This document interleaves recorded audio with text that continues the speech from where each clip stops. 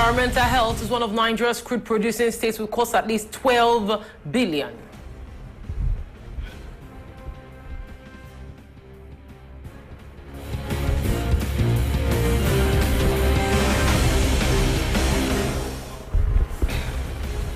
Kenyan athlete and 10-kilometer run race world record holder Ronex Kiproto has been provisionally suspended for an anti-doping violation.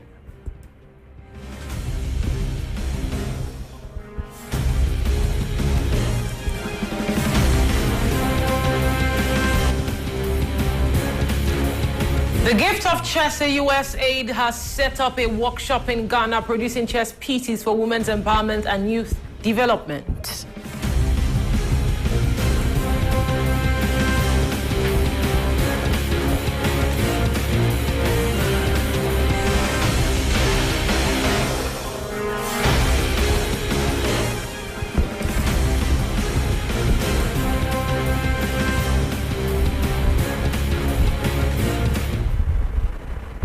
Good afternoon, our dear viewers. Welcome to the 1 p.m. news edition, coming to you live and direct from Golfe TV Africa here in the city of Cotonou with Hazel Ogoigwe. Now to the news in detail, starting from the local scene. The registration of the aspirant in the national platform seeking to work with higher educational institutes was officially launched on Tuesday in a meeting. Now, the Minister of Higher Education and Scientific Research and a colleague of the Ministry of Digitalization proceeded to the opening of the platform. Aurelie Adam Sule Sumaru of the Ministry of Digitalization had this to say. Cette plateforme ne fait pas exception. Et d'autant plus que elle est un peu à la croisée de chemin, je vais dire, essentiels. This platform is exceptional. First of all, an important element was put into consideration, which is education. Like you know, the educational sector is an important sector in Benin Republic. We also inculcated the job sector because we are talking about a platform that would allow people apply for jobs. So we put in the necessary mechanism to make sure this platform is functioning in the highest capacity of what is expected of the platform. I and my colleagues in team, we put in all the necessary efforts in terms of taking into account the requests and the transactions that will be taking place on the platform. Everything on the platform will be such that the platform will deliver quality services. The only thing left for me to do is to wish it longevity, that the platform will fulfill its reason for its creation, and that the platform will continue to meet the need in the higher educational sector.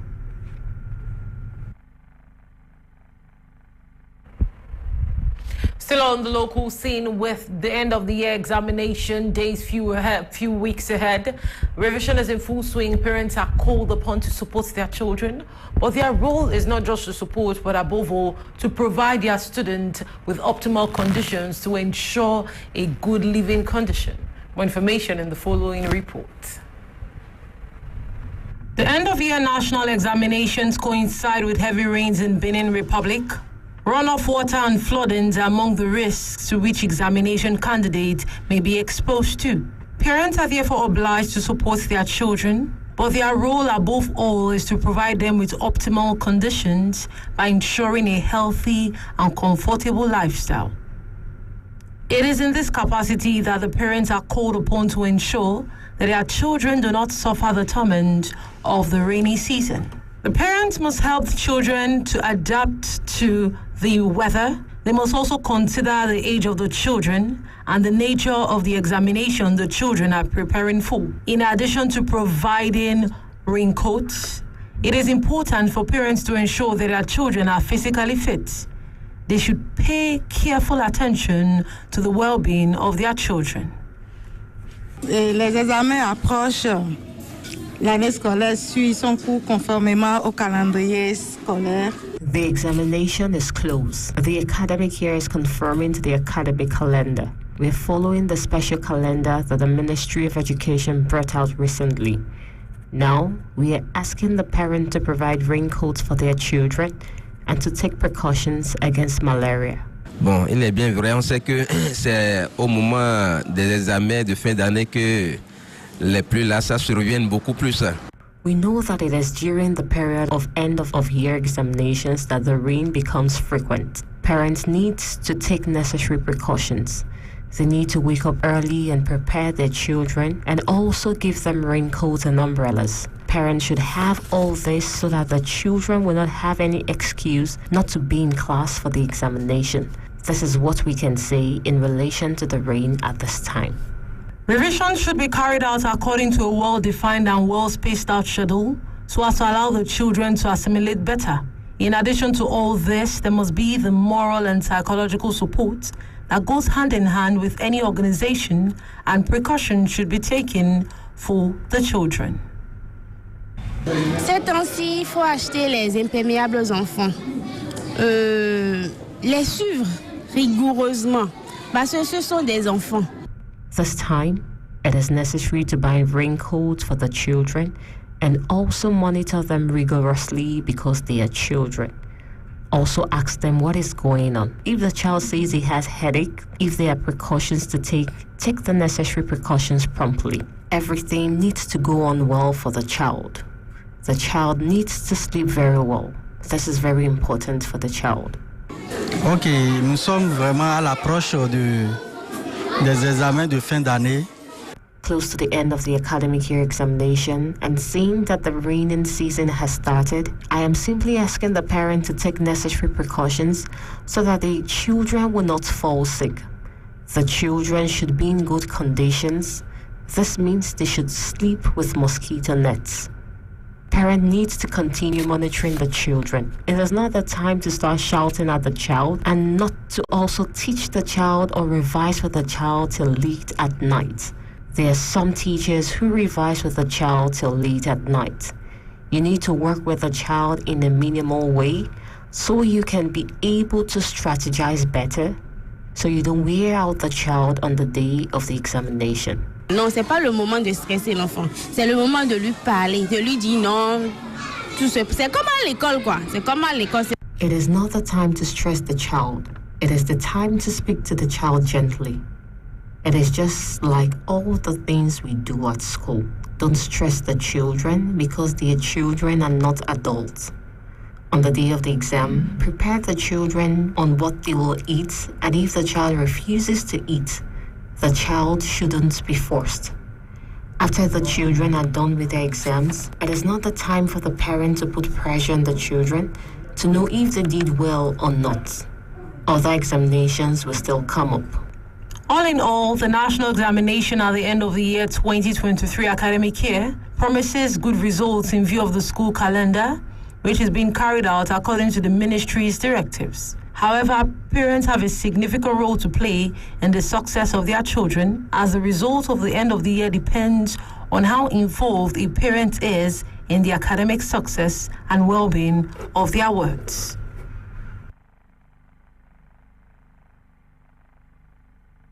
Away from that, on the African scene, Cyclone Freddy caused many deaths as well as destruction, devastation and misplacement across Mozambique. But months on, Mozambicans are rallying their energies and resources to rebuild and restore their communities. More information in the following report. Cyclone Freddy first made landfall in Mozambique's Inhaban province before disappearing towards Madagascar. It was along these shores in Zambezia that it circled back and pounded the country for a second time. I don't think people had the enough knowledge what the magnitude would be of this cyclone. And as naturally as we all know, when you have a roof, you think you are protected. We need to start preparing for the next cyclone, which we don't know when it's coming, and we need to strengthen the early warning systems so this becomes part of our life, our daily life.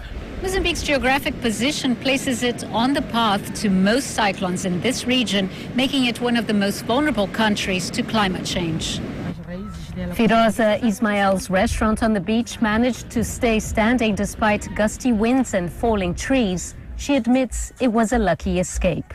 Last year we had floods. This year we had a cyclone.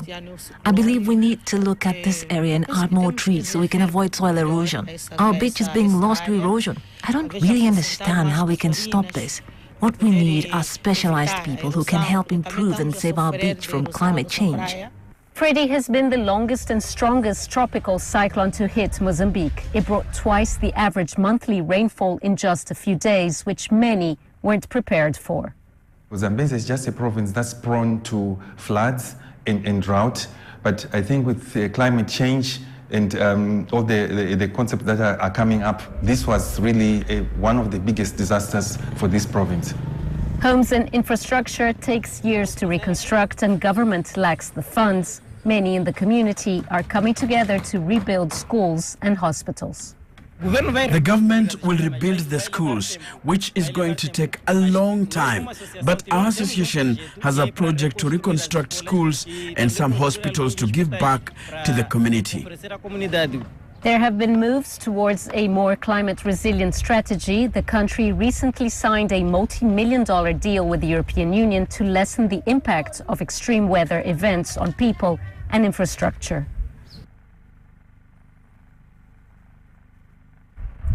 Away from that, crossing over to Nigeria. Now, cleaning up decade-long oil pollution and restoring environmental health is just one of Nigeria's crude processing states will cost at least $12 billion. Bayelsa State, home to some 2 million people, is in the grip of a human and environmental catastrophe of a devastating proportion.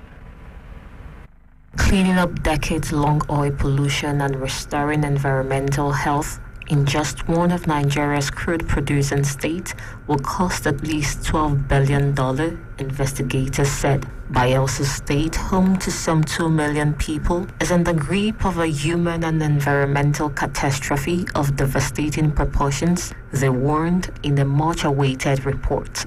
Lying in the Niger Delta region, Bayelsa is where oil was first discovered in Africa in the 1950s and where companies Shell and Eni have operated for decades.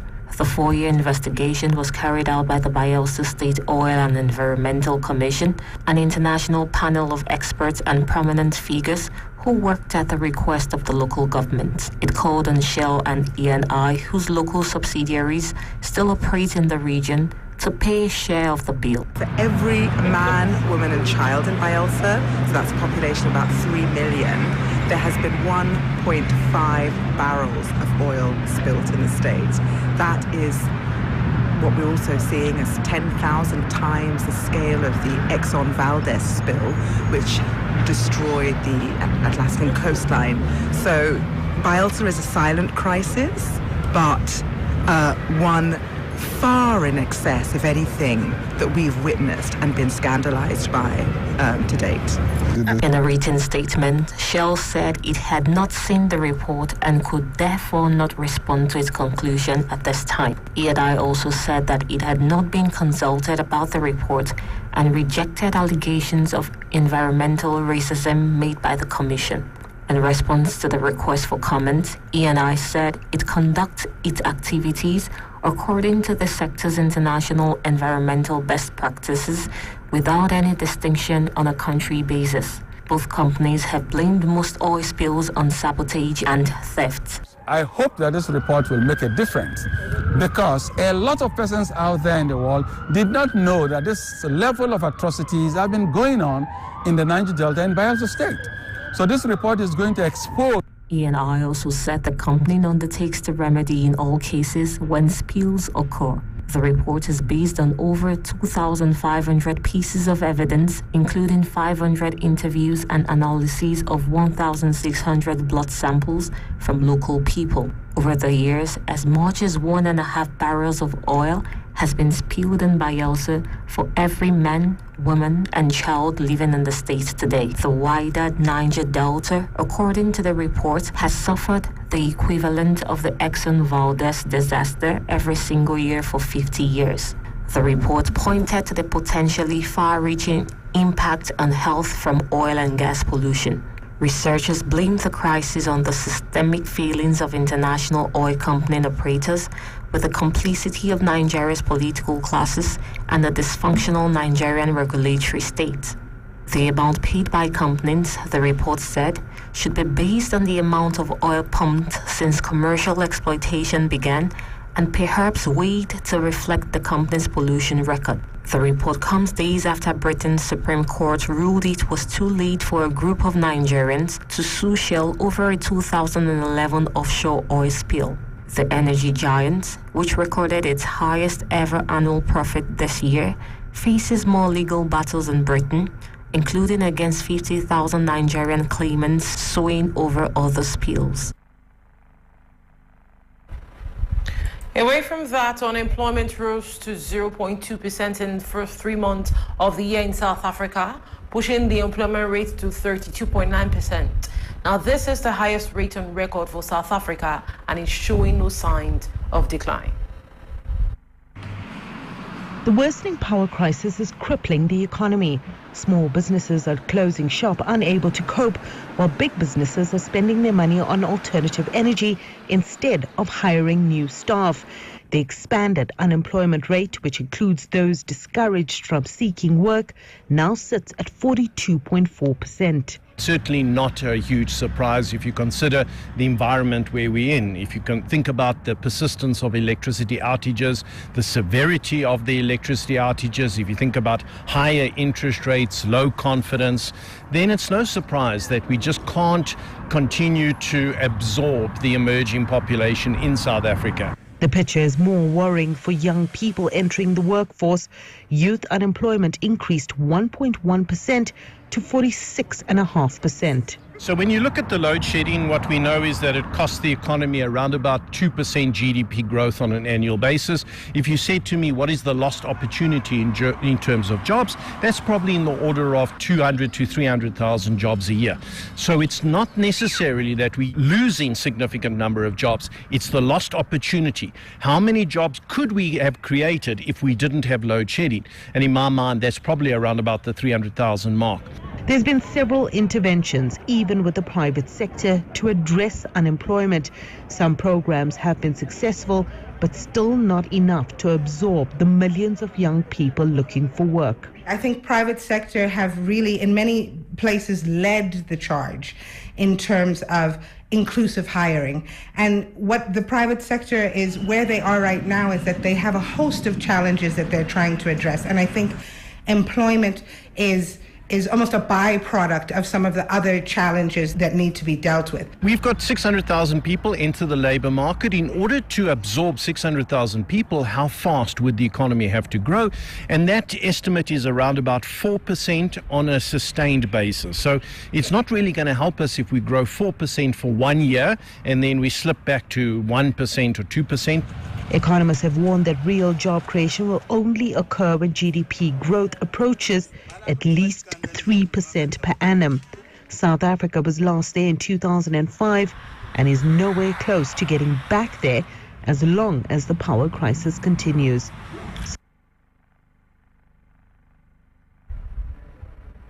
Crossing over to Nigeria, gunmen attacked a U.S. convoy in southeastern Nigeria on Tuesday, killing 4 non-Americans and kidnapping 3 others. For information in the following commentary. Gunmen attacked a U.S. convoy in southeastern Nigeria on Tuesday, the 16th of May 2023, killing 4 non-Americans and kidnapping 3 others, official sources stated. No U.S. citizen were in the convoy, said Nigerian police spokesman Ikenga Tochukwu, who was confirmed by the White House National Security Council spokesman John Kirby. The gunmen killed 2 police mobile force officers and 2 U.S. consulate employees before setting their vehicle on fire, Tochukwu stated. The attack took place at 3:30 p.m. on Tuesday in Ogbaru district of Anambra State, the police said. Security forces were deployed to the scene, but the gunmen managed to kidnap 2 police officers and a driver. A rescue and recovery operation was underway on Tuesday evening, he added in a statement. John Kirby confirmed the attack at a press briefing in Washington that a U.S. convoy of several vehicles was attacked. What I can tell you is that no U.S. citizens are involved, the spokesman said.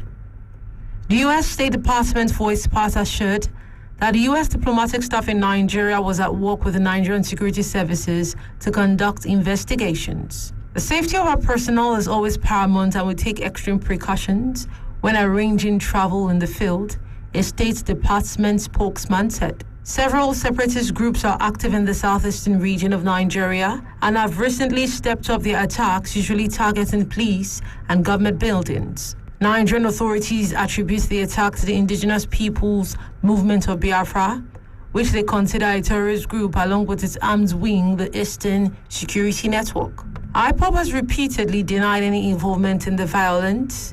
Separatism is a sensitive issue in Nigeria, where an attempt by army officers to secede from the Biafra in 1967 sparked a 3-year civil war that left more than 1 million people dead. IPOB leader Nnamdi Kanu is currently in detention and is due to appear in court on charges of treason after being detained abroad and then brought back to his homeland, Nigeria.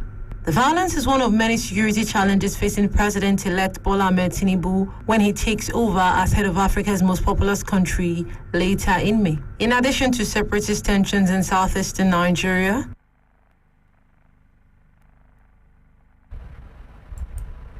away from that, the Gift of Chess, a U.S.-aid group, has set up a workshop in Ghana producing chess pieces for women's empowerment and youth development. The group is using chess to create jobs and strengthen communities through the chess game. Evelyn Upeta earns about $100 per month making chess pieces at a workshop in Ghana's capital using 3D modeling and a printing machine. The workshop, funded by the New York-based aid group The Gift of Chess and operated by local group Clean Afrique 64, hires and trains young women like Upeta. Chess has really helped me. At first, I don't know how to type. Now I'm learning how to type. And at first, I don't know how to use a 3D printer. Now I know how to use it. And now I can produce a chess piece. And I'm very sure this will help me in the near future. The popularity of the strategic thinking game as a tool for community development is growing in Africa. The Gift of Chess sponsors tournaments and has donated 1,000 chess sets to underprivileged youth programs in Ghana, Kenya and Uganda, and more than 2,500 to Nigeria. Since starting local production this year in Ghana, the team has sent more than 50 chess sets to schools and youth centers and taught scores of young women how to play. I think this particular program is going to go a long way to support the girls to think outside the box. And as you know, chess is a thinking game. So as they engage in chess, they're able to, widen their scope, their thinking scope. And I think it's going to have a long way, a great impact, on their upbringing and then their social background. The workshop also teaches young women computer skills and programming for production. We owe it as part of our corporate social responsibility to develop the communities we find ourselves in. And in every community that we go to, we will be concerned about the well-being of the people we train. Some of the people live in very difficult circumstances. So we just don't teach them how to play chess. We teach them a lot of other life skills to help them build their confidence, prepare them for life. As the popularity of chess grows, the aid group hopes to get enough support to expand production in coming months.